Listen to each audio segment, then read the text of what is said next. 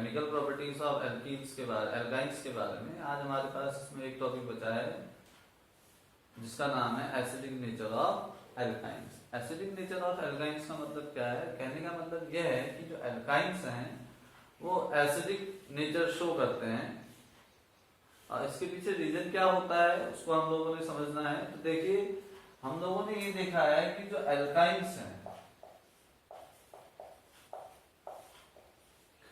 जिस तरीके से एसिड सोडियम मेटल के साथ रिएक्शन करता है और सॉल्ट और हाइड्रोजन गैस लिबरेट करता है, इसी तरीके से जो एल्काइंस है वो भी सोडियम मेटल के साथ रिएक्शन करती है और सॉल्ट और क्या बनाता है, हाइड्रोजन गैस लिबरेट करती है। तो देखिए, हम यहाँ पे कह सकते हैं, देखो एसिड है, सोडियम मेटल है, सॉल्ट और हाइड्रोजन गैस लिबरेट हो रही है। यहाँ पर भी देखो एल्काइंस है, सोडियम मेटल है और सॉल्ट और हाइड्रोजन गैस लिबरेट हो रही है। इसका मतलब जब हम दोनों रिएक्शंस को कंपेयर करेंगे तो हम कह सकते हैं कि एल्काइंस जो होते हैं वो एसिडिक इन नेचर है। अब इसका एग्जांपल एक रिएक्शन के थ्रू समझे। जैसे हमारे पास क्या है, यहाँ पे एसिटिलीन है, CH ट्रिपल बॉन्ड CH। हम जब इसकी रिएक्शन सोडियम मेटल के साथ कराते हैं तो इसकी रिएक्शन सोडियम मेटल के साथ कराने पर हम लोग ये देखते हैं कि क्या होता है। यहाँ पर ये हाइड्रोजन गैस पहले क्या होगी, लिबरेट होगी, तो हाफ H2 और हमारे पास क्या रह जाएगा यहाँ पे CH ट्रिपल बॉन्ड C, क्योंकि H पॉजिटिव आयन की फॉर्म में गया है तो यहाँ पे नेगेटिव चार्ज आएगा, Na इससे क्या हो जाएगा, कंबाइन हो जाएगा। तो ये हमारे पास इस तरीके से बना। उसके बाद क्या होगा, हमारे पास ये हो गया मोनोसोडियम इथाइनाइड। इसको जो हम कहेंगे, इसका जो नाम आएगा वो क्या कहलाएगा हमारे पास, मोनोसोडियम इथाइनाइड।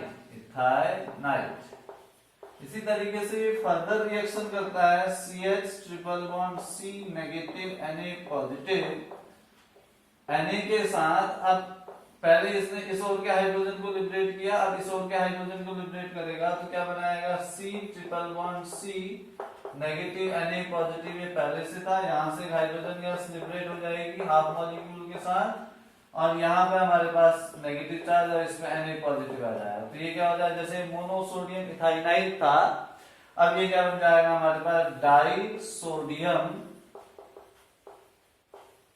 इथाइनाइड बन जाता है इस तरीके से।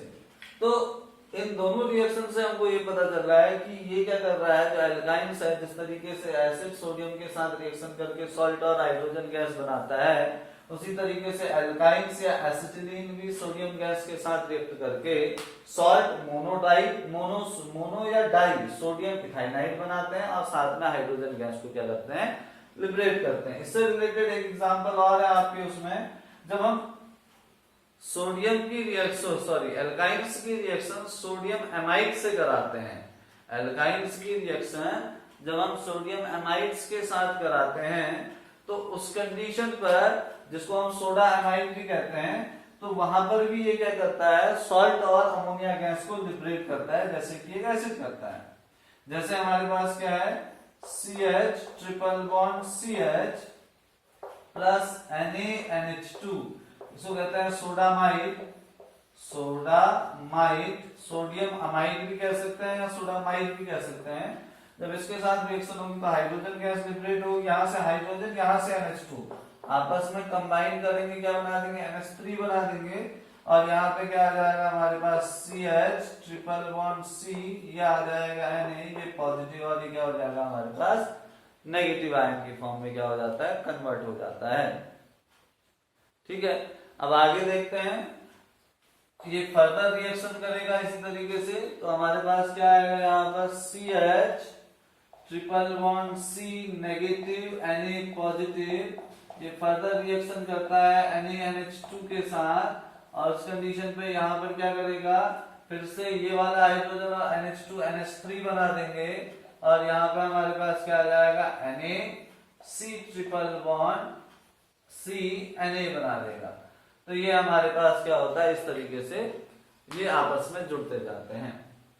अब इनके एसिडिक नेचर के पीछे बात क्या थी, उसके पीछे रीजन था जो हमने लास्ट टाइम पढ़ा था एल्काइंस को जब हम डिस्कस कर रहे थे, तो वहां पे पढ़ा था कि एल्काइंस के एसिडिक नेचर के कारण क्या होता है, इसका हाइब्रिडाइजेशन होता है। इसीलिए एल्केन और एल्कीन तो एसिडिक कैरेक्टर शो नहीं करते, जबकि क्या करता है यहां पर एल्काइंस एसिडिक कैरेक्टर शो करते हैं। रीजन को समझिए, यहां पर क्या है, रीजन ये है कि जब हम एल्काइंस की रिएक्शन, हमने यहाँ पर कोई एल्काइन ले ली, या जब हम एल्काइंस को देखते हैं तो एल्काइंस में कार्बन कार्बन एक दूसरे के साथ ट्रिपल बॉन्ड के थ्रू जुड़े होते हैं। यहाँ पे ट्रिपल बॉन्ड है, और अगर यहाँ पे ट्रिपल बॉन्ड है तो इस ट्रिपल बॉन्ड होने के कारण यहाँ पर इस कार्बन पे जो हाइब्रिडाइजेशन होगा वो sp होगा। यहाँ पे sp हाइब्रिडाइजेशन चलेगा, और sp हाइब्रिडाइजेशन जब इस पे काम करेगा तो क्या हो जाएगा, इसमें जो s करेक्टर है, s करेक्टर का मतलब क्या हो गया, s का कितना पार्टिसिपेशन है, वो 50% है। देखो sp है ना, तो 2 है, मतलब 100% के लिए 2 है, तो s के लिए कितना होगा 50%। ठीक है, तो 50% पार्टिसिपेशन होता है, जिसके कारण it has the tendency, s का पार्टिसिपेशन कहने का मतलब न्यूक्लियस की ओर को इलेक्ट्रॉन पेयर खींचने की एबिलिटी। जितना ज्यादा s करेक्टर होगा, जो शेयर्ड पेयर ऑफ इलेक्ट्रॉन है वो न्यूक्लियस की ओर को उतना ही हाई एबिलिटी से क्या होते जाएंगे, अट्रैक्ट होते जाएंगे। तो इसी तरीके से अगर हम देखें तो यहाँ पे CH2 डबल बॉन्ड CH2 जिसको हम इथीन कहते हैं, इसके केस में जो हाइब्रिडाइजेशन होता है वो sp2 हाइब्रिडाइजेशन होता है, और sp2 हाइब्रिडाइजेशन होने के कारण यहां पर इसका जो s करेक्टर है वो s करेक्टर हमारे पास क्या हो जाता है, वो अब देखो 3 है, sp2 एक s 2 p, तो 3 में 100% बांटना है, तो 1 को कितना मिला 33%, तो यहाँ पे ये हो गया हमारे पास 33% का s करेक्टर आ जाता है। इसका मतलब इसकी जो इलेक्ट्रॉन पेयर खींचने की टेंडेंसी है वो एल्काइंस के कंपैरिजन में क्या है, लो है। इसी तरीके से अगर हम एल्केन के बारे में बात करें तो CH3 single bond CH3, carbon single bond से जुड़ा है, तो यहाँ पे sp3 हाइब्रिडाइजेशन है, sp3 हाइब्रिडाइजेशन है, और sp3 हाइब्रिडाइजेशन होने के कारण यहाँ पे जो s करेक्टर आएगा, s करेक्टर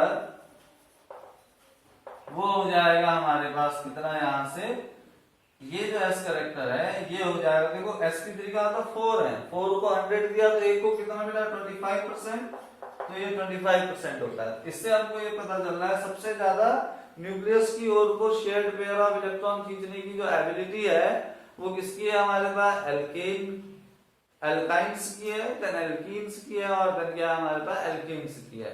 तो हम ये कह सकते हैं कि जो हमारे पास एल्काइंस हैं ये सबसे ज्यादा एसिडिक होते हैं as compared to alkene, and alkenes ज्यादा एसिडिक होते हैं एज कंपेयर टू एल्केन्स। तो कभी कभार पेपर में आपको इसको एसिडिक ऑर्डर में अरेंज करने के लिए दिया जा सकता है कि कौन सा ज्यादा एसिडिक होगा और कौन सा क्या होगा, कम एसिडिक होगा। सेकेंड थिंग के बारे में अगर बात करें, जैसे हमारे पास एल्काइंस हैं, बहुत सारी एल्काइंस हैं, उसमें कौन सी एल्काइन ज्यादा एसिडिक होगी और कौन सी एल्काइन क्या होगी, कम एसिडिक होगी, उसके बारे में समझते हैं। तो देखिए सपोज दैट हमारे पास एक एल्काइन है CH ट्रिपल बॉन्ड CH, एक एल्काइन हमारे पास है CH3C ट्रिपल बॉन्ड CH, एक एल्काइन हमारे पास है CH3C triple bond C single bond CH3, और इसी तरीके से एक एल्काइन हमको दे रखी है CH3C H2 single bond C triple bond CH। तो इनमें कौन सी एल्काइन सबसे ज्यादा एसिडिक होगी, तो देखिए एक चीज याद रखेंगे, जैसे जैसे नंबर ऑफ कार्बन बढ़ते हैं, नंबर ऑफ कार्बन इंक्रीजेस, वैसे वैसे क्या होता है, प्लस आई इफेक्ट इंक्रीज करता है, plus I effect of carbon attached with of sp carbon increases. sp carbon का जो प्लस आई इफेक्ट है वो क्या हो जाएगा, बढ़ जाएगा। और अभी हमने पढ़ा है कि ये जो कार्बन होता है जो हाइड्रोजन लिबरेट करता है उसके पास नेगेटिव चार्ज होना चाहिए, जबकि यहाँ पे कार्बन के पास प्लस आई इफेक्ट बढ़ जा रहा है। तो इसका मतलब क्या हो जाएगा, उनका एसिडिक कैरेक्टर क्या हो जाएगा, डिक्रीज कर जाएगा। Acidic character decreases. तो इसका मतलब अगर हम इनको अरेंज करें इनके डिक्रीजिंग ऑर्डर में, तो सबसे ज्यादा एसिडिक हमारे पास क्या होगा, CH triple bond CH, then CH3 single bond C triple bond CH, then हमारे पास कौन सा होगा, नेक्स्ट ये वाला होगा। क्यों, क्योंकि हमने इसको क्यों नहीं प्रेफर किया, क्योंकि देखो दोनों में अगर हम देखें तो ध्यान से इसमें 4 कार्बन से, इसमें भी 4 कार्बन से, लेकिन इसके पास हाइड्रोजन ही नहीं है लूज करने के लिए। तो हाइड्रोजन लूज करने के लिए नहीं है, इसलिए ये लेस एसिडिक होगा एज कंपेयर टू दिस। तो सेकंड नंबर पे हमारे पास प्रोपाइन आया है। थर्ड नंबर पे हमारे पास आएगा ब्यूट1I CH3 single bond CH2 single bond C triple bond CH, and fourth number पे हमारे पास आएगा ब्यूट2I that is CH3 C triple bond C single bond CH3। ठीक है, तो ये हमारे पास क्या होता है, इस तरीके से एसिडिक कैरेक्टर ऑफ एल्काइंस के बारे में डिस्कशन था। तो अभी फिलहाल इतना ही, कल हम बात करेंगे पॉलीमराइजेशन के बारे में एल्काइंस में। Till then thank you, have a nice day.